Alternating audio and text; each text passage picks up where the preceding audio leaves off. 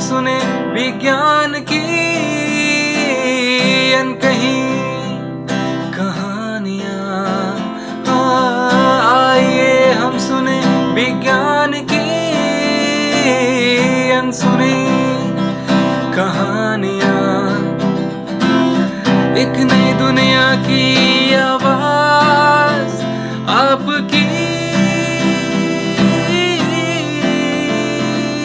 आवाज, विज्ञान की आवाज, की आवाज। Celebrating Azadi Ka Amrit Mahotsav, we bring you a podcast series on STEM popularization, science, technology, engineering, mathematics and medicine, supported and catalyzed by the National Council for Science and Technology Communication, Government of India. This program is produced by Media for Community Foundation. Creative content and technical support is given by Purvasha Banerjee and Shushanto Das. एक नई दुनिया की आवाज आपकी आवाज, विज्ञान की आवाज, की आवाज, की आवाज। Vigyan Ki Awaaz podcast series aims to popularize new ideas of science and technology, which highlight STEM, science, technology, engineering, mathematics, and medicine. This brings to the surface the efforts and researches of Indian scientists, which is desired to bring a change in community learning and teaching, access to knowledge of resources, and social paradigms. Our goal is to spread the name of indigenous Indian research stories and their masters among the masses of society in a very easy manner. Bose Institute was set up in 1917 by Sir Jagadish Chandra Bose, the founder of modern science in the Indian subcontinent. It is Asia's first modern research center devoted to interdisciplinary research and bears a century-old tradition. The institute was founded as not merely a laboratory but a temple, with its principal aims being the advancement of science and diffusion of knowledge. Swami Vivekananda, Sister Nivedita, whose influence is reflected in the institute's emblem of Vajra, was significant in the setting up of the institute, and Rabindranath Tagore were among those who had consistently inspired and supported Jagadish Chandra Bose in his endeavors. Ever since the establishment of the Department of Science and Technology, Government of India in May 1971, Bose Institute has been an autonomous grant-in-aid institution of DST. Over the last century, the institute has endlessly strived to preserve the legacy of its illustrious founder. We welcome Professor Abhrajyoti Ghosh from Bose Institute in this episode. He shares about his research work, its application and significance. I am Dr. Abhrajyoti Ghosh, presently working as an associate professor in Department of Biological Sciences at Bose Institute. I did my MSc and PhD both in biochemistry from University of Calcutta. During my PhD, I actually worked on discovering novel biotechnologically important bacteria and their enzymes from East Calcutta wetland area, which is a century-old waste disposal area for the city of Joy, Kolkata. So in 2008, I completed my PhD, and then I moved to Max Planck Institute for Terrestrial Microbiology, Marburg, Germany. So I will be talking about something which is very important and with respect to humankind, and also it's very important for our sustainability on Earth. So like humans, we do not live alone. Similarly, microbes in the environment do not live alone. They live in a community which is called microbial community. And in natural environment, there are many different kinds of biotic and abiotic stresses. And those microbial communities, together, all these microbes actually deal with those environmental stresses. For example, in natural environment, we have pollution, human intervention, so on and so forth.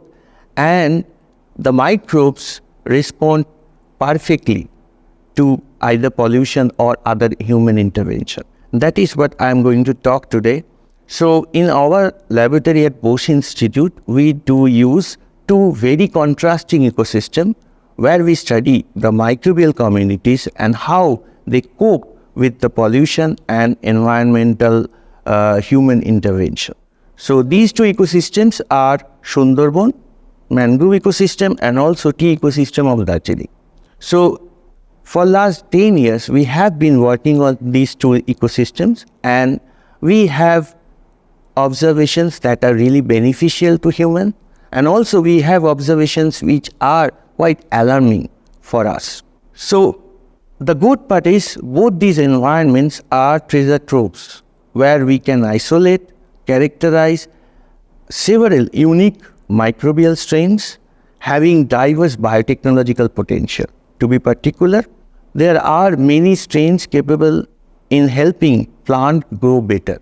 So basically they are called plant growth promoting bacteria. Many organisms are heavy metal resistant. They help in heavy metal remediation. There are multiple organisms capable of producing a number of different extracellular enzymes useful for many different biotech industries. And also there are organisms that help directly the environment. For example, organisms that are capable in helping biocementing, which is very important aspect in case of mangrove environment, for example.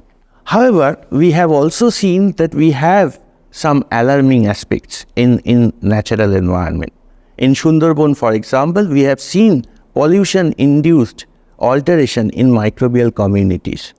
So we have seen that some organisms are selectively enriched in Sundarban mangrove environment, rendering destruction of the natural balance. More importantly, we have also seen selective enrichment of antibiotic resistant genes in the Sundarban mangrove and development of new multi-drug resistant bacteria. So these multi-drug resistant bacteria were never reported earlier in literature. They are typical organism for that particular ecosystem. But today we can see they are acquiring all these antibiotic resistant genes and becoming multi-drug resistant. They are not yet pathogen, but they are pathogens in making. So once they get all the disease-related genes or the genes that are related to pathogenesis, they can become an emerging pathogen. Like the one happened with Acinetobacter baumannii long back, which was known to be a very good plant growth promoting bacteria 15-20 years back. So we have published all these results that I talked today, and we have also our study featured in Mongabe India and Nature India, and these are very useful findings and they are all globally acclaimed. We are having multiple collaboration both nationally and internationally.